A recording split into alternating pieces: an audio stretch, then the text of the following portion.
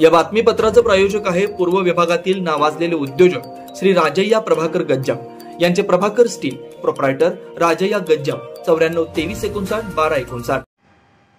नमस्कार. जनदर्पण न्यूज चॅनलच्या चर्चा तर होणारच या विशेष कार्यक्रमात आज आपण 29 जून रोजी पद्मशैली न्याती संस्थेचा अध्यक्ष आणि 5 विश्वासांची निवड होणार आहे. त्याचवेळी कार्यकारिणीची निवड होणार आहे. या पार्श्वभूमीवर पद्मशैली न्याती संस्थेचा कार्यभार पाहिलेले आणि माजी सरचिटणीस मनोहर हिगे यांना आपण आमंत्रित केले आहे. मनोहर हिगे साहेब, पहिल्यांदा नमस्कार. मला एवढं सांगा की गेल्या तुम्ही मला वाटतं सरचिटणीस म्हणून आपण कामकाज पाहिलेलं आहे. मला वाटतं 20-25 वर्षापूर्वी आपण सरचिटणीस म्हणून काम केलं आहे. पद्मशैली समाजाची अनेक ठिकाणी स्थावर मालमत्ता आहे. अनेक मोठे मोठे आपले म्हणजे प्रोजेक्ट चालू आहेत किंवा मागं पण होते. असं असतानाही सर्वात महत्वाची गोष्ट म्हणजे अक्कलकोट रोडवर असलेले आपल्या समाजाची 58 एकर जागा आहे. ही जागा सिलिंग कायद्याअंतर्गत शासनाने 25-30 वर्षापूर्वी त्या ठिकाणी आरक्षित केलं होतं. या संदर्भात तुम्ही ज्याला सरचिटणीस म्हणून होतात त्या नेमकं तुम्ही काय काम केलं आणि त्यासाठी काय काय प्रयत्न केला? मी मनोहर पापाई, माजी जनरल सेक्रेटरी. मी सेक्रेटरी असताना तेव्हा त्या तुम्ही विचारल्याप्रमाणे सिलिंगच्या 54 एकर 10 गुंठे असं आपलं पद्मशैली शिक्षण न्याती संस्थेचा जागा होता. त्या सिलिंग मध्ये आपल्याला एक आरक्षित केले होते. ते सिलिंग त्या विषयावर माझ्या अगोदर आरगे बाबू म्हणून होते. ते जवळजवळ 1.5 लाख रुपयापर्यंत त्याच्यावर खर्ची टाकले होते मुंबई हायकोर्टात ते सिलिंग उडविण्यासाठी. ते त्याच्यात काही काम केले नाही. त्याच्यात नंतर मी ते विचारल्यानंतर माझ्या निदर्शन आलं ते अजून तिथं काही काम झालं नसल्या कारणाने माझे मित्र रामदास सब्बन यांच्याशी मी चर्चा करून त्या विषयावर थोडा हे करून ते ओपनिंग करून मी त्या म्हणजे सिलिंग ऑर्डर मी स्वतःच पद्मशैली न्याती संस्थेचा चिटणीस म्हणून पिटिशनर म्हणून मी दाखल केलेलं आहे. त्याचं ओरिजिनल मी झेरॉक्स आणलेलं हायकोर्टात लास्ट शिक्षाचं. आजपर्यंत हे कोणाला माहिती नाही याचं काय झालेलं आहे काही नाही. त्या सिलिंग बद्दल विषय कोणी घेतलेत नाही. मी ते केलेलं आहे. म्हणजे मी सेक्रेटरी असताना ते केलेलं आहे. नंतर हे सिलिंग उडाल्यानंतर तर ते आपलं जागा आहे तिकडचं कोपऱ्याचं जागा आता गणपतीला हे केलेत ना त्या ठिकाणी आम्ही सणाच्याच दिवशी दसऱ्याच्या अगोदर 5 दिवस अगोदर आम्ही ते पूर्ण जंगल त्या कुठल्या बाब्याच्या झाडाने विखुरलेला होता. सुद्धा आपल्याला ते पलीकडचा रोड दिसत नव्हता एवढे झाडे होते. ते सगळं झाडं मी उमेश खन्ना, दयानंद कोंडापतीन जॉईंट सेक्रेटरी होते तेव्हा ते सगळं आम्ही ते झाडं काढून ते आपलं पूर्ण आपल्या जागेचं जेवढं क्षेत्र आहे ना त्या चर मारलेलं होतं आम्ही.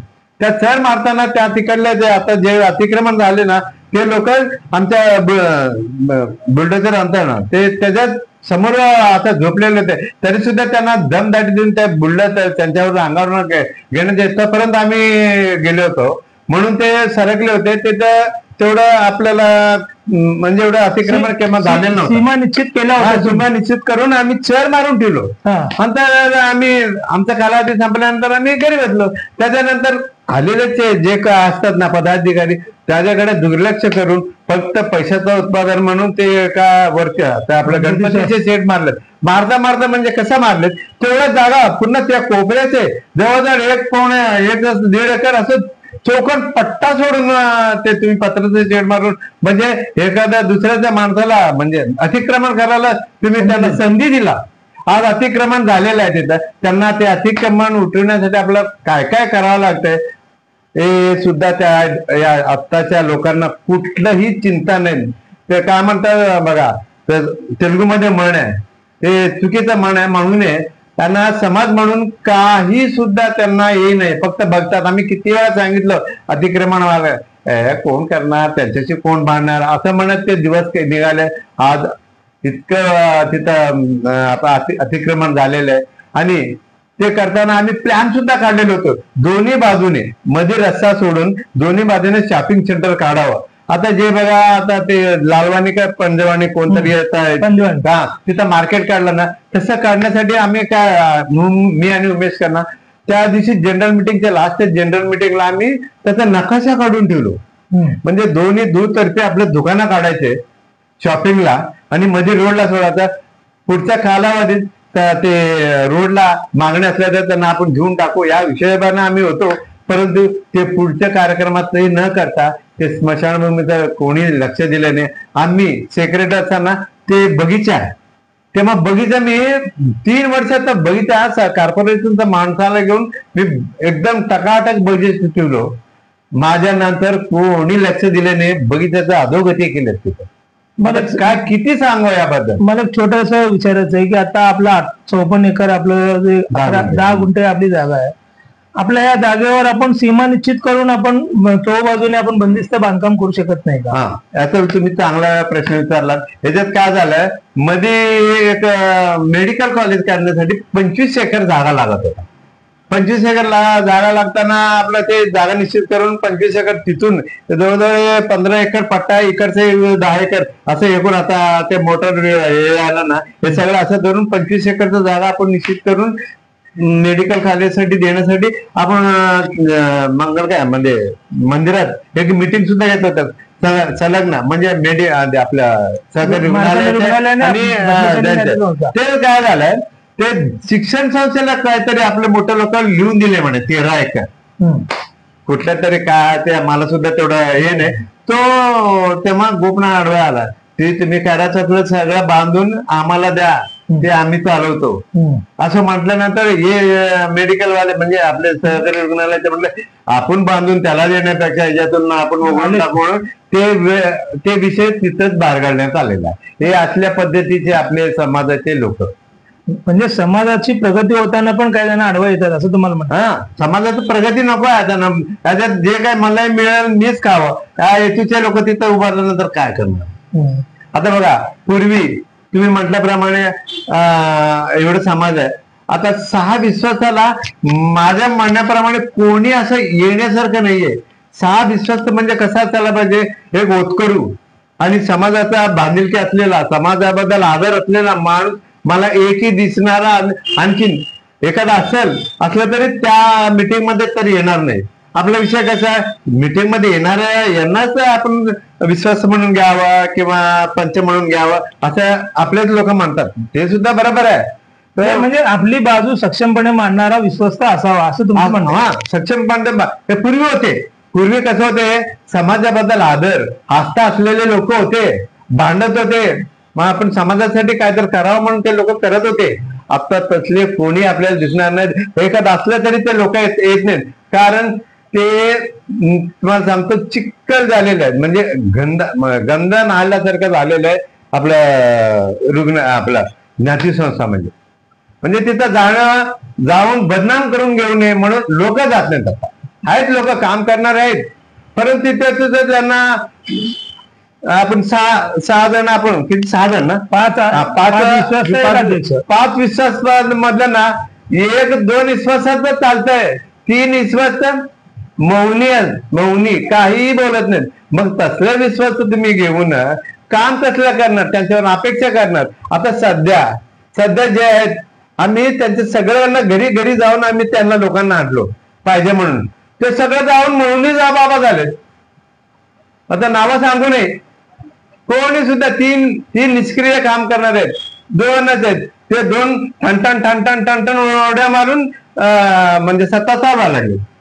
काय असल्या पद्धतीचे तिथं विश्वास आहे सध्या. म्हणजे मग आपण अपेक्षा काय करायचं, पूर्ण येणाऱ्यांचं काय अपेक्षा करायचं. आता आपली पद्मशाली ज्ञाती संस्थांची मोठ्या प्रमाणात सोलापुरात अन्य समाजापेक्षा स्थावर मालमत्ता मोठ्या प्रमाणात आहे. आता हार्ट ऑफ सिटी मध्ये आपली एवढी मोठी जागा आहे, 54 एकर प्रमाणात जागा आहे. त्यात आता तुम्ही सिलिंग ऍक्ट उडवल्यानंतर अजून बाकीचे प्रोसेस झालं तर त्या ठिकाणी मोठ्या प्रमाणात आपण मॉल निर्माण करू शकतो. मोठ्या प्रमाणात आपले बिझनेस माइंड त्या ठिकाणी येऊ शकतात.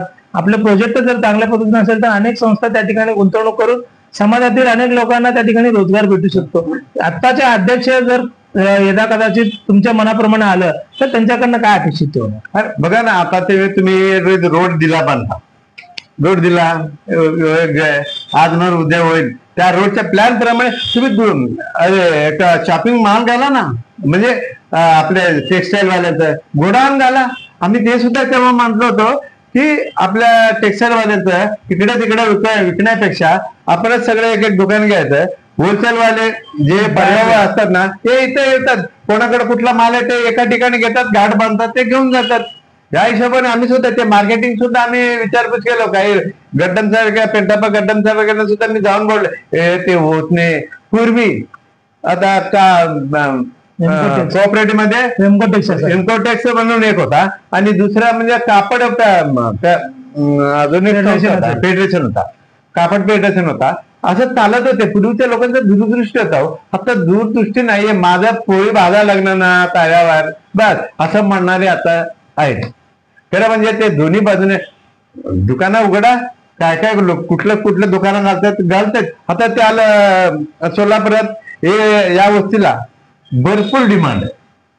इकडे घरकुल मोठा आहे. आता बघा नवीन एक शॉपिंग मॉल झालेला तसंच ना दुकानं. आता रहदारी पूर्वी कुठे रहदारी नव्हता, आता त्याच्यातनंच रहदारी झाला.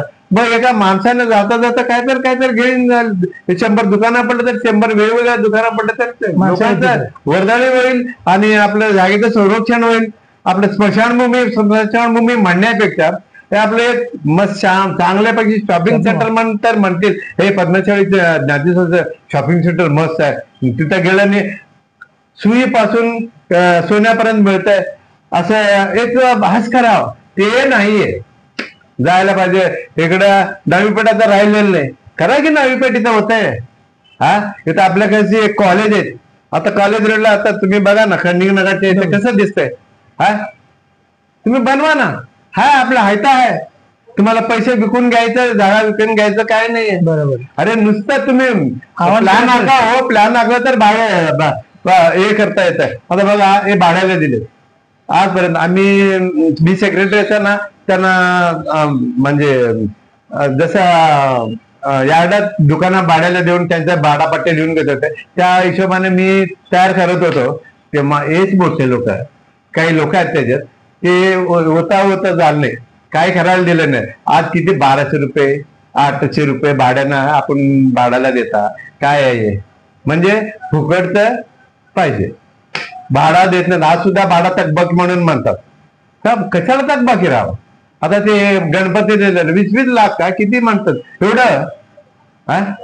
म्हणजे तुम्हाला काम करता येत नाही मग कशाला पदावर राहता. पुन्हा तेच पद बनवून राहता तुम्ही. फक्त याच्यावर मला खाता येतं का तुम्हाला.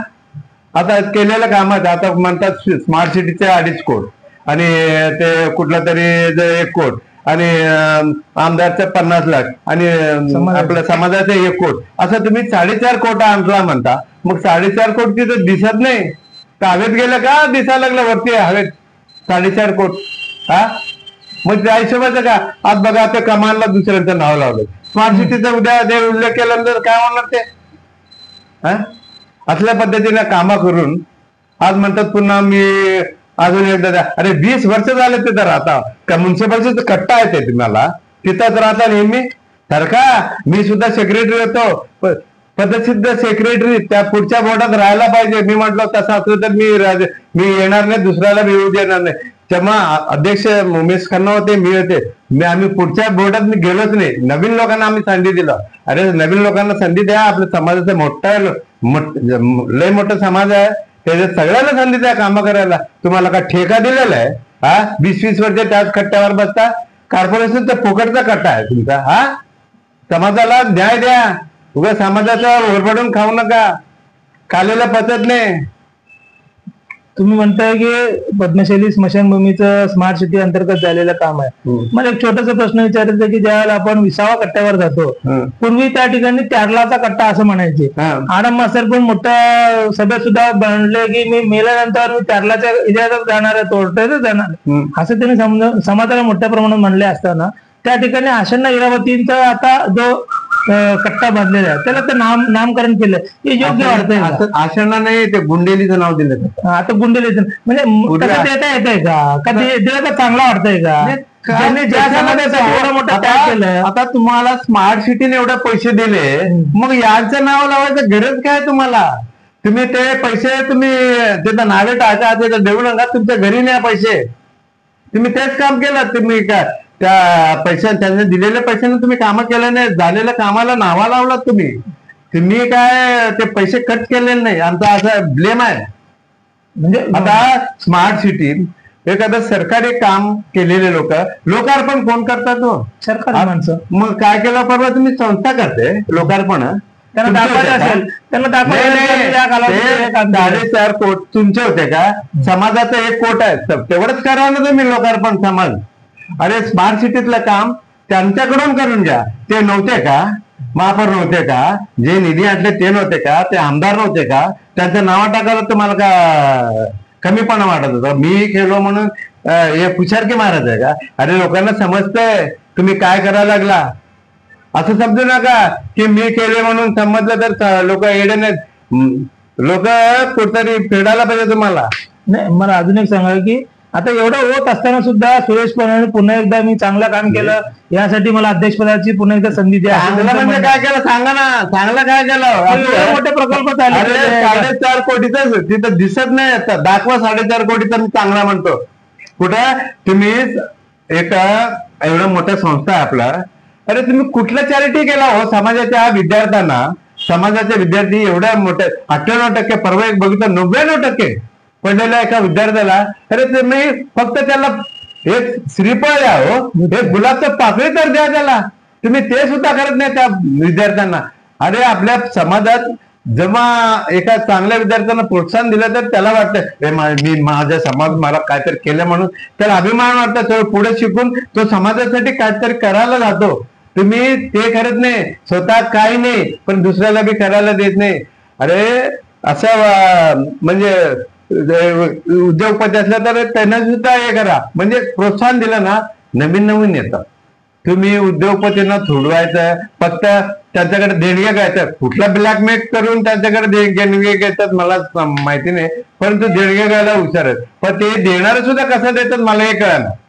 अरे तुमचं कामाचं काय रूप दिसतंय का तिथं? एक छोटासा प्रश्न असा विचारायचा आहे की गेल्या या 3 वर्षाच्या टर्म मध्ये अशोक इंदापुरे हे सोलापुरातील चांगले जाणकार एसबीसीचे प्रश्नाबाबत अनेक मोठे आंदोलन केले. समाजातील विद्यार्थ्यांना शैक्षणिक आणि आर्थिक मदत मिळावं यासाठी शासन स्तरावर मोठ्या प्रमाणात प्रयत्न केला. त्यांना गेल्या 3 टर्मपूर्वी ते सरचिटणीस होते. त्याच्या अगोदर पण काही कालावधी सरचिटणीस पदाची भूषवलेले आहे. मग नंतर नवीन कार्यकारिणीमध्ये त्यांना कार्यकारिणीत घेऊन त्यांना उपाध्यक्षपद दिलं.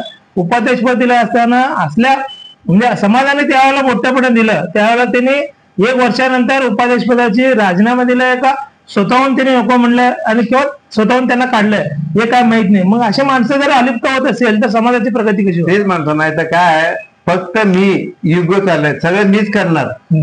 आता ते सुरेश अशोक इंदापुरे असं आहेत, एक शैक्षणिक पात्रता माणूस आहे. त्याला मुलांचं अडचण माहित आहे. म्हणजे शैक्षणिक अडचण काय काय येते त्या मुलांना दाखल्यासाठी ते स्वतः एक फोन केला ना तो माणूस तिथं येतो. त्या ऑफिसवर येऊन तो तक्रार करून आपलं काम निस्तारून देतो. असल्या माणसाला आणि राज्यस्तर म्हणजे आपल्या काय म्हणतात राज्यस्तरीयवर म्हणजे मंत्रालयात आपल्या ओबीसी बद्दल म्हणजे विद्यार्थ्यांबद्दल एसपीसी बद्दल नेहमी अग्रेसर राहून सगळ्याशी हे करून ते आपल्या शैक्षणिक मुलांचा फायदा करत होते. आणि ते नेहमी असं सुद्धा कार्यक्रम बनवत होते की 12वी 10वी नंतर पुढे हे सुद्धा घेत होते. त्यानंतर काय करायचं त्यांना मार्गदर्शन सुद्धा करत होते. असल्या माणसाला तुम्ही वंचित करून बरं म्हटलं असतील हो ते मला नको म्हणून, मग तुम्हाला तसंच पाहिजे होतं का? म्हणजे शैक्षणिक पात्रता लोक नको आहे, तुम्ही अनपढ आहे, बाकी समाज अनपढ असंच पाहिजे. म्हणजे तुम्हाला शैक्षणिक लोक नको आहे, अतिहुशार लोक नको आहे असं तिथं झालेलं आहे. मग आता हा माणूस गेल्यानंतर पुढचा कुठला एक कार्यक्रम केलात का तुम्ही? एक सुद्धा कार्यक्रम नाही. कधी आंदोलन केलं काय केलं? काही नाही. आता येत्या उद्या परवा 29 तारखेला ज्या वेळेला कार्यकारिणीची सभा असणार आहे त्यावेळेला अध्यक्षपद झाल्यानंतर आताचे अध्यक्ष पुन्हा एकदा होतील का नवीन अध्यक्ष होतील हे मला पण माहित नाही. मार्कंडे महाराजालाच माहित. पण मी एक विचारतो की पुढील अध्यक्षांनी काय नेमकं काम करायला पाहिजे? आता बघा सध्या तिथं मंथन चालू आहे. कोणाला काय करावं ते सगळं चालू आहे. आता आम्ही उद्या सगळं विचारणार, प्रश्न विचारणार. हा तुम्हाला दाखवतो म्हणतील, ते 4 लोक आलेले असतील, कोण येतात कोण माहिती नाही, परंतु सगळे लागेबंदी पहिलेले झालेच आहे. तर सध्या मंथन चालू आहे तिथं, त्या मंथनात सगळं झालेलं आहे. उद्या आम्ही 1-2 तास ओरडणार, हा हो करणार, आमच्या घरी आम्ही येणार, जे काय बसतील पुन्हा पहिल्या पाठात 55 मध्ये जायचे. ह्याच्यात मेन म्हणजे एक माणसामुळे सगळं चालतंय. आता कसं चाललंय, शिक्षण संस्था एकाला, रुग्णालय एकाला, ज्ञाती संस्था एकाला. एक तू यायचं नाही, तू तिकडे यायचं नाही, मी इकडे येणार नाही, असल्या पद्धतीत समाज किती बी चांगला प्रगती करो, समाजातलं कोणती किती मोठं होतं, त्यांना समाजाची काय देणं घेणं नाही.